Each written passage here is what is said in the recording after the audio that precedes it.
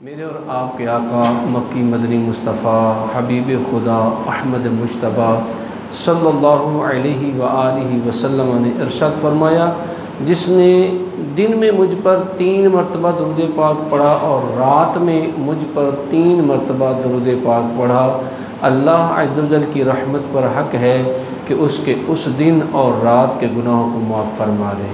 सुभान अल्लाह। तवज्जो कीजिए कि रब्ब कायनात जल्ला वाला की रहमत किस कदर ईमान वाले पे चमाचम बरसती है। आशिक़ मुस्तफ़ा को रब की रहमत किस तरह घेर लेती है, अपने दामन में समेट लेती है। दरूद मुस्तफ़ा की ज़ात पे पढ़ते हो, सिर्फ़ 3 बार पढ़ते हो, अल्लाह सारे सगीरा गुनाह माफ़ फरमा देता है। रात को दरूद पाक मुस्तफ़ा की ज़ात पर पढ़ते हो, अल्लाह ताला रात के सगीरा गुनाह माफ़ फरमा देता है। अल्लाह पाक जल्ला शानु हमें अमल की तौफ़ीक नसीब फ़रमाए, ज़्यादा से ज़्यादा दुरूद व सलाम पढ़ना नसीब फ़रमाए। नवैतु सुन्नतल इतिकाफ़, जब भी मस्जिद में आएँ तो एतिकाफ़ की नीयत किया करें कि मस्जिद में खाना पीना सोना शरअन जायज़ नहीं है, लेकिन जब एतिकाफ़ की नीयत हो जाए तो फिर ज़िम्नन ये चीज़ें जायज़ हो जाती हैं। हाँ, सिर्फ़ खाने पीने के लिए एतिकाफ़ की नीयत नहीं की जा सकती। अल्लाह के ज़िक्र की नीयत से एतिकाफ़ की नीयत जो ही आप मस्जिद में दाखिल हों तो आप नवैतु सुन्नतल इतिकाफ़ या अपनी ज़बान में कह लें कि मैंने एतिकाफ़ की नीयत की, तो इंशाअल्लाहुल करीम दीगर इबादात के अलावा आपको नफली एतिकाफ़ का सवाब भी मुयस्सर आएगा। अल्लाह पाक हमें अमल की तौफ़ीक नसीब फ़रमाए। कुरान मजीद फ़ुरक़ान हमीद की एक आयत करीमा तिलावत करने का शरफ़ पाया। ये पारा नंबर 5 है, सूरतुन निसा है। अल्लाह पाक जल्ला शानु इरशाद फरमाता है, इन्नल मुनाफ़िक़ीना, बेशक मुनाफ़िक़ीन मुनाफिक लोग, युख़ादिऊनल्लाह, वो धोखा देना चाहते हैं, फ़रेब देना चाहते हैं अपने गुमान में अल्लाह को, वहुवा ख़ादिउहुम, और वही उन्हें गाफिल करके मारेगा। वो तो कहते हैं कि हम अल्लाह को, अल्लाह के रसूल को, ईमान वालों को धोखा दे रहे हैं। यानी उनके सामने जब हम जाते हैं तो हम कहते हैं कि हम ईमान वाले हैं, ज़बान से कलमा भी पढ़ते हैं, दीगर मामलात भी करते हैं, लेकिन दिल में खोट है। हम कहते हैं, वो कहते हैं कि ये तो बेवकूफ़ लोग हैं, इन्हें पता ही कोई नहीं है। कई मकामात पर अल्लाह ताला ने मुनाफिकीन की मज़म्मत फरमाई है और बाकायदा एक सूरत का नाम भी सूरतुल मुनाफिकून है। तो अल्लाह पाक ने मुनाफिकीन की बहुत ज़्यादा मज़म्मत फरमाई है। उनमें से यहाँ पर अल्लाह पाक जल्ला शानुहु ने 3 अलामात जो हैं इस आयत मुक़द्दसा में ये मुनाफिकों की बताई हैं। तवज्जो रखेंगे तो इंशाअल्लाह आपको फ़ायदा होगा। अल्लाह पाक फरमाया, व इज़ा क़ामू इलस्सलाती, जब वो नमाज के लिए खड़ा होना चाहते हैं, क़ामू कुसाला, हारे दिल के साथ वो नमाज के लिए खड़े होते हैं और अपने ऊपर बोझ समझते हैं, ओ यार हूँ तो पढ़ के ऐसी नमाज जोर दी, असर की भी जान होगी, चल यार पढ़नी तो है ही। असर की नमाज पढ़ी है, फिर मगरिब की जान हुई तो फिर उसके वो बोलेंगे, ओ यार हूँ तो पढ़ के ऐसे ये कार ही पहुँचे हैं तो फिर अजान हो गई। ये अगर ज़हन ऐसा बन रहा है ना तो फिर समझ लें कि वो मुनाफ़िक़त का बीज दिल में आ रहा है। अल्लाह ताला फरमा रहा है, व इज़ा क़ामू इलस्सलाति क़ामू कुसाला युराऊनन नासा, वो एक तो सुस्ती के साथ, कायली के साथ अच्छा पढ़ लेते हैं, अच्छा पढ़ते हैं, अच्छा पढ़ते करते करते करते करते या तो बिल्कुल आखिरी टाइम में पढ़ेंगे या फिर नमाज कज़ा हो जाएगी। एक तो मुनाफिकीन की ये अलामत है। दूसरी अलामत फरमाई, युराऊनन नास, वो लोगों को दिखाने के लिए पढ़ते हैं, रियाकारी के तौर पर पढ़ते हैं। फरमाया, वला यज़कुरूनल्लाह, और वो अल्लाह का ज़िक्र नहीं करते, इल्ला क़लीला, मगर थोड़ा, अल्लाह का थोड़ा ज़िक्र करते हैं। ये इसकी अगर मैं तफसील बयान करूँ, यकीन माने बहुत सारे हमारे राज खुल जाते हैं। बहुत सारे हमारे वो अमाल जिनको हम अहमियत नहीं देते, वो अमाल हमारे सामने आ जाते हैं। इसमें ये भी तवज्जो तलब पहलू है कि जब नमाज ख़त्म होती है, बिलखुसूस जुमे की नमाज ख़त्म होती है, सलाम फिरते ही हमारा रुख जूतों की तरफ हो जाता है। फ़ौरन से पहले सफ़े तोड़ते हुए नमाज़ों को, जनाब पीछे नमाजी नमाज़ पढ़ रहे हैं उनको आगे से क्रॉस करते हुए भाग के जनाब बाहर निकलने की कोशिश करते हैं। इसका क्या मतलब है? इसका मतलब कहीं ये तो नहीं है वला यज़कुरूनल्लाह इल्ला क़लीला, अल्लाह का ज़िक्र तो करते हैं मगर थोड़ा करते हैं, अल्लाह का ज़िक्र करते हैं मगर थोड़ा करते हैं। ये किसकी अलामत है? ईमान वाले की अलामत नहीं है, ये मुनाफिकों की अलामत है। अल्लाह अकबर कबीरा। अब मैं किसी पे फतवा नहीं लगा रहा माज़ूर के साथ, कोई ये ना कहे कि जी वो जल्दी जा रहा है तो उस पर फतवा, ऐसा नहीं है। मैं तो एक आपको तवज्जो दिला रहा हूँ कि मेरा दिल मस्जिद में बेकरार तो नहीं है कहीं।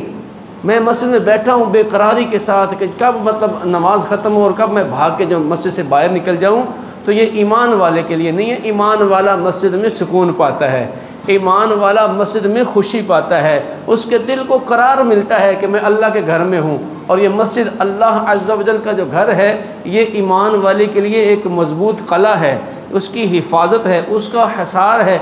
इसके अंदर बैठा रहता है तो महफूज रहता है, शैतान से महफूज रहता है, बदनिगाही से महफूज रहता है, गाली गलोच से महफूज रहता है, और कई ऐसी बुरी आदत हैं जिससे बंदा बचा रहता है। अब ज़रा तवज्जो करो ना, जिसको ताश खेलने का शौक़ है, मैं एक मिसाल दे रहा हूँ, तो क्या वो मस्जिद में ताश खेलेगा? नहीं खेलेगा। तो भाई नहीं, मस्जिद तो अल्लाह के ज़िक्र के लिए बनी है।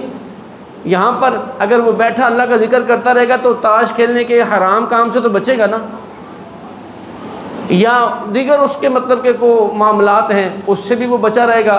कोई सिगरेट पीने वाला है मिसाल के तौर पर, कैसा भी है, तो मस्जिद में अंडरस्टूड है कि वो सिगरेट नहीं पिएगा, इस चीज़ से भी बचत होती रहेगी। अल्हम्दुलिल्लाह मस्जिद में बैठने के हज़ारों फ़वाइद हैं, हज़ार फ़वाइद हैं, जितने फ़वाइद में बयान करूँ ये कम है। बहरहाल जो मेरा टॉपिक है वो है मुनाफिकीन के बारे में।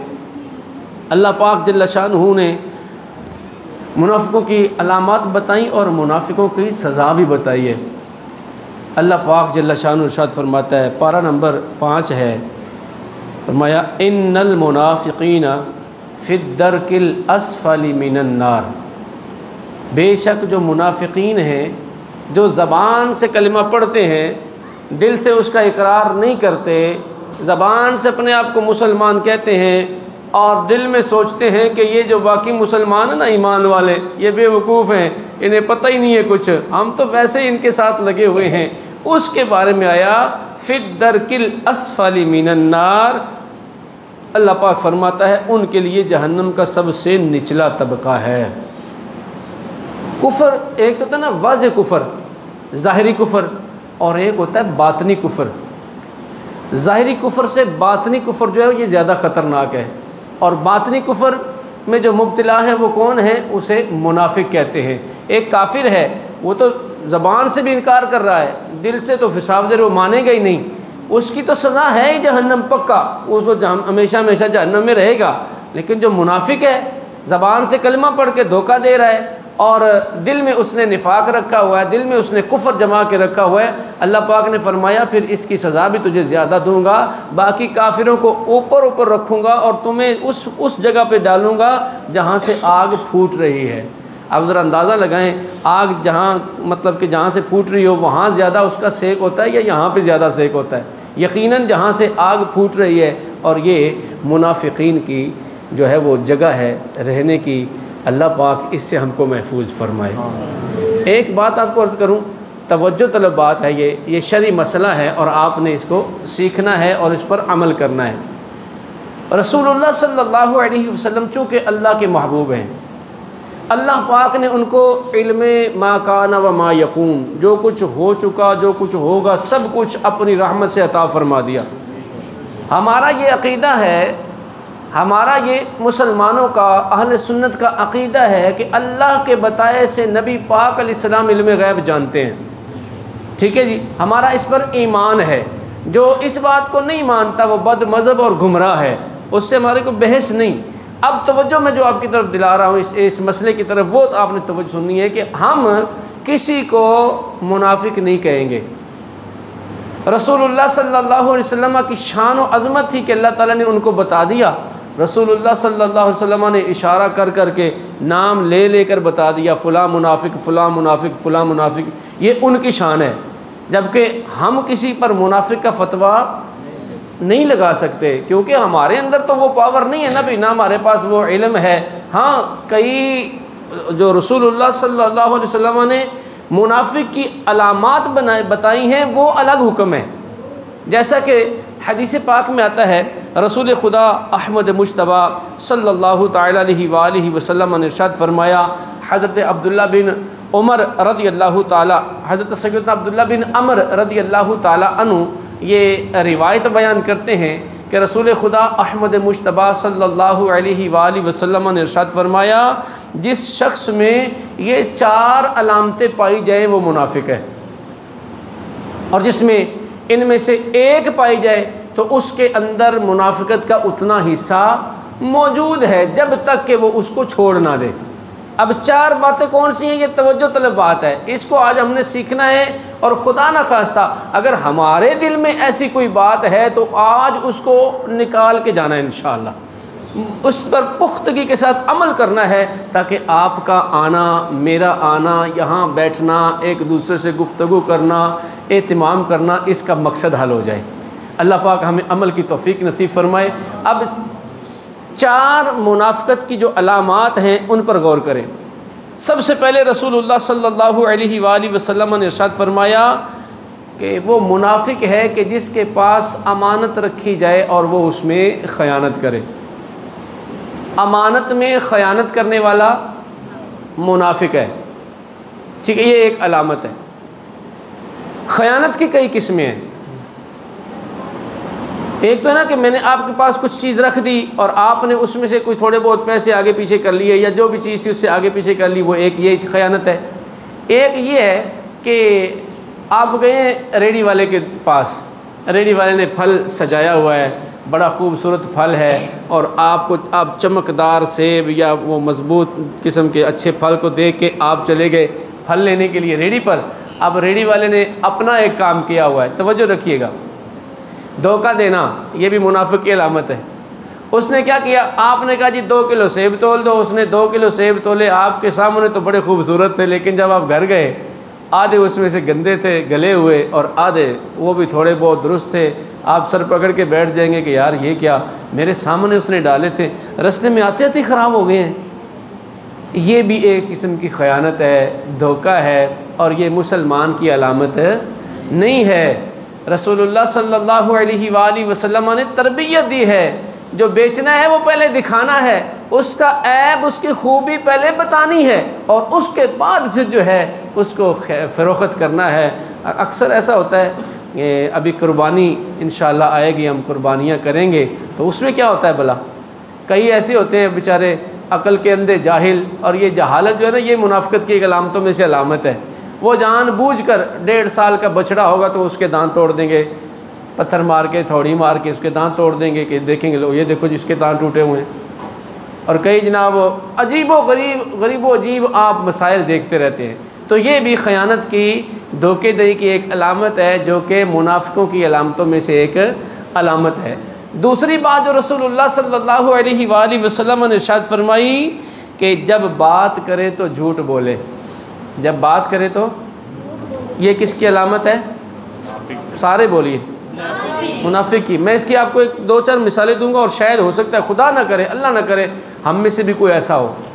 मैं गाड़ी में बैठा, मैं जा रहा था इस्लामाबाद, तो गाड़ी गुजर खान से अभी चली है ना, तो एक भाई मेरे साथ जो सीट पे बैठा ना, उसको कॉल आ गई।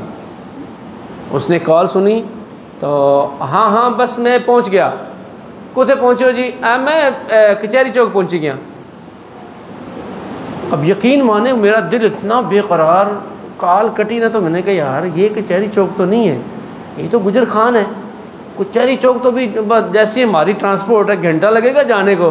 तो आपने जी कहता जी छड्डो जी मौलवी जी, ये चलना है, इतना चलना है। मुनाफिक जब बात करता है तो झूठ बोलता है। अब जिसको आगे कह रहे हो कि बस मैं आया, 5 मिनट में आपके पास पहुंचा, और 1.5 घंटा गुजर गया फिर भी आप उसके पास नहीं पहुंचे, तो बताओ ये ईमान वाले की अलामत है या मुनाफिक की अलामत है? तो इस चीज़ को भी हमने तर्क करना है। भाई सीधी बात करो, अल्लाह ने कुरान में फरमाया क़ूलू क़ौलन सदीदा, बात करो तो सीधी करो। भाई मैं फ़लाँ जगह पर पहुंचा हूँ, इतना टाइम लगेगा, मुमकिन सूरत में 1 घंटा लगेगा। अगर ट्रांसपोर्ट का आपको पता है, अगर गाड़ी लेट होगी तो मेरा कसूर नहीं, 1.5 घंटा भी लग सकता है, मैं चला हुआ हूँ, सफ़र पर हूँ। बात समझ आ रही? ये बात ईमान वाले की अलामत है। बात कर रहा है सच्ची, अगला बंदा परेशान नहीं हो रहा। हो सकता है जिसको आप कह रहे हो कि बस मैं 5 मिनट में पहुंचा, उसको कोई ज़रूरी काम था, बेचारे ने कहा चलो 5 मिनट में भाई आ रहा होगा, उसको इंतज़ार की ज़हमत ना हो, मैं उससे मुलाकात करके फिर अपना काम कर लूँगा। हज़रत साहब ने पहले झूठ बोला हुआ था कि जनाब गुजर खान में बैठा था, बता रहा है कि मैं जनाब कचहरी चौक पहुँच गया हूँ। वो बंदा अपना काम उसका भी ज़ाया हो गया, इधर से भी बात ना बनी। और कई तो ऐसे भी होते हैं जो कहते हैं कि बस मैं आपके पास पहुंचा और फिर 3-3, 4-4 दिन, हफ्ता वो पहुंचते भी कोई नहीं है, बस आया आपके पास, बस आया आपके पास। तो ये चीज़ें जो हैं ये ईमान वाले की अलामत नहीं है। अगर हमारे अंदर ये बात मौजूद है तो इससे तौबा करना ज़रूरी है, और जिसका दिल दुखाया उससे माज़रत करना भी ज़रूरी है। अगर ईमान मजबूत करना है तो ये हिम्मत तो करनी पड़ेगी, झूठ को छोड़ना पड़ेगा। तीसरी बात जो रसूलुल्लाह सल्लल्लाहु अलैहि वसल्लम ने इरशाद फरमाई, वादा करे तो खिलाफ़ करे। जब वादा करता है तो पूरा नहीं करता। बैंक में अपने अकाउंट में पैसे पड़े हुए हैं, किसी से कर्ज़ ले लिया, बस यार मैं कल तो खिंचाई दे सा, बस आया मैं 10 मिनट तेरे को पैसे पहुँचे जनाब, आज कर तो अपना अकाउंट भेज, मैं तुम्हें पैसे भेजना। और ये हालत कंडीशन आप मेरे ख्याल में समझ रहे हैं मेरी बात को, और आपके साथ कईयों के साथ ये मामला हुए भी होंगे, और अगर हमने किए हैं तो इससे तौबा लाजिम है। ये ईमान वाले की अलामत नहीं है, ये मुनाफिकत की अलामत है। जो वादा करे तो उसका ख़िलाफ़ करे। मोमिन जो होता है वो वादे का पाबंद होता है, जो वादा करता है पूरा करता है। हाँ, कोई आफत आ गई, परेशानी आ गई, वो एक अलग बात है, लेकिन ईमान वाले की शान ये है कि जब वो वादा करता है तो पूरा करता है। चौथी बात, एक रिवायत में ये 3 बातें, और ये जो मैं अब्दुल्ला बिन अमर रज़ियल्लाहु ताला अन्हु की रिवायत अर्ज़ कर रहा हूँ, इसमें चौथी बात भी है। वो ये है, मुनाफिक की एक अलामत ये है कि जब वो बात करे, जब वो झगड़ा करे तो उसमें गाली दे। झगड़ा करने वाला भी ईमान वाला नहीं है। झगड़ा करे तो गाली दे। गाली देने वाला मुनाफिकत की अलामतों में से एक अलामत अपनी जेब में रखे हुए है, और गाली दे रहे तो अपने आप को गोया कि बता रहा है कि भाई ये देख लो मेरे अंदर भी मुनाफिकों वाले काम मौजूद हैं। वो भी मतलब जब बात करते थे तो गाली देते थे, और मैं भी वो काम कर रहा हूँ। झगड़े की तो इतनी ज़्यादा मज़म्मतें कि अल्लाह की पनाह। रसूल पाक सल्लल्लाहु अलैहि वसल्लम ने इरशाद फरमाया, जो हक़ पर होने के बावजूद झगड़ा छोड़ दे, मैं उसको जन्नत के दरमियान में एक आलीशान घर की ज़मानत देता हूँ। आप कहते होंगे कि जी अगला बंदा भाਵੇਂ की दाढ़ी छोड़े तो मैं को बोला भी ना, होता ना सभी जी, मेरे अंदर भी तो गैरत है ना जी, मैं भी तो इंसान आना जी। आओ मैं आपको हादिए आज़म सल्लल्लाहु अलैहि वसल्लम की बात सुनाता हूँ। रसूलुल्लाह सल्लल्लाहु अलैहि वसल्लम कोहे सफ़ा पर हैं। सफ़ा मरवा 2 पहाड़ियाँ हैं, अल्लाह ने आपको दिखाई हैं तो क्या ही बात है, नहीं तो अल्लाह आपको दिखाए, जो देख चुके हैं अल्लाह उनको फिर दिखाए। इधर सफ़ा पहाड़ी है, इधर मरवा पहाड़ी, इधर सफ़ा पहाड़ी है, ठीक है जी। असफ़ा वल मरवा मिन शाइरिल्लाह। सफ़ा कोहे सफ़ा पर रसूलुल्लाह सल्लल्लाहु अलैहि वसल्लम मौजूद हैं कि अबू जहल आ गया। अबू जहल आया तो उसने रसूलुल्लाह सल्लल्लाहु अलैहि वसल्लम की शान में गुस्ताखियाँ बकना शुरू कर दी, गालियाँ देना शुरू कर दी, हत्ता कि रसूलुल्लाह सल्लल्लाहु अलैहि वसल्लम को ज़दकोब भी किया, मारा भी। अब अब्दुल्ला बिन जुदआन की जो लौंडी थी ना, वो अपना, उसका घर करीब था, वो अपने घर की छत पे ना वो सारा कुछ सुन रही है और देख भी रही है। आवाज़ वाज़े जा रही है, वो ऊँची ऊँची बोलता था, बहुत खबीस और नफ्स बंदा था, गालियाँ दे रहा है। वो देख रही है ऐसे झरोंके से कि रसूलुल्लाह सल्लल्लाहु अलैहि वसल्लम आगे से बिल्कुल बोले ही कोई नहीं है, बिल्कुल चुप बैठे हैं। वो अपनी बकवास करके जो उसने जुल्म सितम करना था करके चला गया। इसकी फजीलत, इसकी बरकत क्या मिली? सैयदना अमीर हमज़ा रदी अल्लाह ताला अन्हु, जिनका विसाल शवाल 15 शवाल मुकर्रम को, एक रिवायत में 7 शवाल मुकर्रम को, यानी 15 शवाल के महीने में उन्होंने शहादत पाई।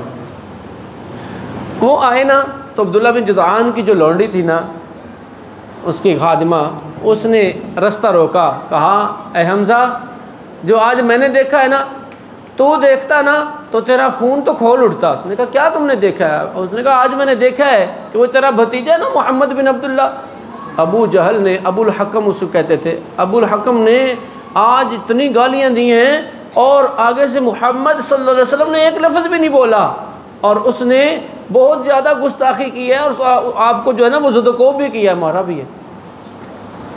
आपका तरीक़ाकार था, आप जब शिकार से वापस आते तो पहले काबतुल्लाह जाते, वहाँ बैठे होते लोग, उनको सलाम दुआ करते, जो भी उनका निज़ाम था, और फिर उसके बाद घर जाते।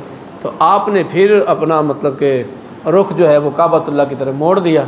अब वहाँ टोलियाँ लगी हुई थी, कुछ इधर बैठे हैं, कुछ उधर बैठे हैं, कुछ उसने जो हज़रत अमीर हमज़ा अभी इस्लाम नहीं लाए, उन्होंने ना अबू जहल को ढूंढना शुरू कर दिया। आखिरकार नज़र पड़ी कि वो फ़लाँ जगह पर खबीस बैठा है। आप सीधे उस पर गए, किसी को सलाम नहीं किया, यानी आदत के ख़िलाफ़, और जाकर उसको पकड़ा, और आपके हाथ में कमान थी ना तो दे मारी उसके सर पर, उसका सर फाड़ दिया, और खूब सुनाई, अच्छी सुनाई। लोग कहने लगे लगता है कि हमज़ा तूने अपने दीन को तर्क कर दिया है। आपने फरमाया हाँ कर दिया है। तुम्हें क्या तकलीफ़ है कोई मुझे रोकने वाला? मैंने तुम्हारे दीन को छोड़ दिया है। कि तुमने मोहम्मद बिन अब्दुल्ला को, जो किसी को तकलीफ़ नहीं देते, जो किसी को मतलब के उफ़ भी नहीं करते, किसी की मतलब के वो बदखोई नहीं करते, उसको उस पर जाकर जुल्म कर रहे हो। उन्होंने तुम्हारा क्या बिगाड़ा था? मैं तुम्हारे दीन को छोड़ता हूँ, है किसी की ज़रूरत मेरे सामने आए? खुद अबू जहल बोलने लगा इसको जाने दो, इसको जाने दो। पता है कि लहीम शहीम थे, बड़े ज़बरदस्त मतलब फ़ाइटर और जनाब जंगजू थे, और उनका एक रोब और दबदबा था। खैर आप वापस मुड़े, आका करीम अलैहिस्सलाम के पास गए, आपको मिले। उम्र का फ़र्क 2 साल का था, यानी कि 2 साल आप अमीर हमज़ा बड़े हैं, रसूलुल्लाह सल्लल्लाहु अलैहि वसल्लम उम्र में 2 साल छोटे हैं। तो बड़ा प्यार किया और कहा कि उसने आप पर जुल्म किया है तो मैं आपका बदला ले आया हूँ, परेशान नहीं होना। तो रसूलुल्लाह सल्लल्लाहु अलैहि वसल्लम ने फरमाया आप मुझसे बहुत मोहब्बत करते हैं? अर्ज़ करते हैं हाँ मैं आपसे बहुत मोहब्बत करता हूँ। तो फरमाया फिर दीन क्यों नहीं कबूल कर लेते? कहा कि ए भतीजे, ऐलान तो मैं कर आया हूँ, ऐलान तो मैं कर आया हूँ, लेकिन मेरे दिल में तरद्दुद है। शैतान मुझे मतलब वो अभी भी फुसला रहा है, भटका रहा है, अजीब अजीब से मेरे दिल में, मेरे ज़हन में, दिमाग में वसवसे आ रहे हैं कि मैं ये दीन कबूल कर रहा हूँ, पता नहीं ठीक है कि नहीं है। अगर आप मुझे तशफ़ी दे दें, अगर आप मुझे मुतमईन कर दें तो मैं इस दीन को तहे दिल से कबूल करना चाहता हूँ, शक के साथ कबूल नहीं करना चाहता। आपने फरमाया जो पूछना है पूछो। आपने जो सवाल करने थे रसूलुल्लाह सल्लल्लाहु अलैहि वसल्लम ने उनके जवाब दिए, मुतमिन किया, आखिरकार कलमा पढ़कर मुसलमान हो गए। बात क्या थी? जो हक पर होने के बावजूद झगड़ा छोड़ दे, अल्लाह उसको दुनिया में भी इज़्ज़तों से नवाजता है, अल्लाह पाक उसको आखिरत में भी इज़्ज़तों से नवाजता है। रसूलुल्लाह सल्लल्लाहु अलैहि वसल्लम ने फरमाया जो हक पर होने के बावजूद झगड़ा छोड़ देता है, मैं उसको जन्नत के दरमियान में आलीशान घर की ज़मानत देता हूँ। तो ऐ मेरे भाई, अगर आपके साथ कोई लड़ रहा है तो आपका क्या जाएगा? मुंह फेर के दूसरी तरफ चले जाओ। वो इतना ही कहेगा ना, हुण सामना करने की जरूरत कोई नहीं, आ तो सही ना मारे सर, तो यार क्या है, चुप करके चले जाओ, कुछ भी नहीं होता। अल्लाह ताला इसकी आपको बड़ी जज़ा देगा। झगड़ा करना मुसलमान की सिफत है ही नहीं, मुसलमान झगड़ालू नहीं होता। अल्लाह पाक जल्ला शानहू की बारगाह में, रसूलुल्लाह सल्लल्लाहु अलैहि वसल्लम की बारगाह में किसी ने पूछा कि या रसूल अल्लाह सल्लल्लाहु अलैहि वसल्लम, अल्लाह जल्ल शानु के यहाँ पसंदीदा अमल कौन सा है? तो रसूल खुदा अहमद मुश्तबा सल्लल्लाहु अलैहि वसल्लम ने फरमाया, अल्लाह का ज़िक्र करना अल्लाह के यहाँ सबसे पसंदीदा अमल है। एक और साहबी पूछते हैं, या रसूल अल्लाह, अल्लाह के यहाँ सबसे नापसंदीदा अमल क्या है? रसूलुल्लाह सल्लल्लाहु अलैहि वसल्लम ने फरमाया, बात बे बात पे झगड़ा करना अल्लाह ताला को सख्त नापसंद है। और भाई अल्लाह ने आपको बड़ी ताकत दी है, बड़ी कुव्वत दी है, आपके पास सब कुछ मौजूद है, आप डरते भी नहीं है किसी से, ना कानून से डरते हैं आप, ना फ़ौज से डरते हैं, ना आप पुलिस से डरते, पता है आप बड़े मजबूत हो, अल्लाह से तो डरो कि नहीं? अल्लाह से तो नहीं बढ़ सकते ना प्यारे भाई। तो झगड़ा नहीं करना, किसी को जनाब आंखें नहीं दिखानी, किसी को सीना चौड़ा करके नहीं दिखाना, बल्कि अल्लाह फरमाता है व इबादुर्रहमानिल्लज़ीना यमशूना इलल अर्दि हौना, जो अल्लाह के बंदे होते हैं वो तो अपनी गर्दनों को झुकाकर ज़मीन पर चलते हैं, आजिज़ी के साथ चलते हैं, वो अपनी अकड़ किसी को दिखाते नहीं हैं। और जब उनका किसी जाहिल के साथ सामना हो जाता है तो फिर फरमाया क़ालू सलामा, वो उसको दूर से सलाम कर देते हैं, भाई मेहरबानी, भाई बहुत शुक्रिया, हाँ जी, और अच्छा भाई तू डाडा तो मैं माड़ा, भाई मैंने माफ़ कर। ये मोमिन की अलामत है, अल्लाह से डरने वाले की अलामत है। व इबादुर्रहमान, अल्लाह के वली की सिफत है। अगर उसके साथ कोई झगड़ा करता है तो वो रास्ता बदल जाता है। अब आप खुद अंदाज़ा लगा लें, आप अल्लाह के वली बनना चाहते हैं या शैतान के वली बनना चाहते हैं? यकीनन अल्लाह के वली बनना चाहते हैं, तो फिर झगड़ा छोड़ देंगे, झगड़ा छोड़ देंगे इंशाल्लाह, झगड़ा नहीं करेंगे, बल्कि अल्लाह की रज़ा के लिए रसूलुल्लाह सल्लल्लाहु अलैहि वसल्लम की दी हुई बशारत पर अमल करते हुए कि मैं झगड़ा छोड़ रहा हूँ, मुझे मेरे मुस्तफ़ा करीम ने जन्नत में घर देने का वादा फरमाया है। वो तो मालिक जन्नत है ना भाई, वो तो मालिक कौसर है ना भाई, वो जाम पिलाएंगे अपने दस्ते रहमत से किसको? जो झगड़ा छोड़ देगा। झगड़ा करने वालों को तो अल्लाह भी पसंद नहीं करता, अल्लाह के रसूल कैसे पसंद फरमाएंगे? जो अल्लाह का पसंदीदा है वो रसूल का पसंदीदा है, जो अल्लाह का पसंदीदा नहीं वो रसूल का पसंदीदा भी नहीं है। अल्लाह पाक जल्ला शानु हमें अमल की तौफीक नसीब फरमाए। अल्लाह पाक मुनाफिकों की इन निशानियों से हमको बचना नसीब फरमाए। आमीन बिजाहिन नबी अमीन सल्लल्लाहु अलैहि व आलिहि वसल्लम।